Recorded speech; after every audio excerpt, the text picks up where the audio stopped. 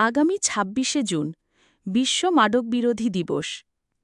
এই দিনটা শুধুই ক্যালেন্ডারের একটা তারিখ নয়, এই দিনটা একটা প্রতিবাদ, একটা প্রতিজ্ঞা, একটা পুনর্জাগরণ।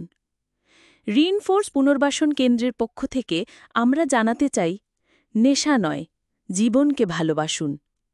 সিগারেট, গাঁজা, ট্যাবলেট, ইনজেকশন, ব্রাউন সুগার বা মদ সেবন করা সবকিছু শুরুতেই থাকে একটা কৌতূহল, তারপর হয়ে ওঠে একটা অভ্যাস, কিন্তু তারপর শুধুই ধ্বংস আর অন্ধকার জীবন।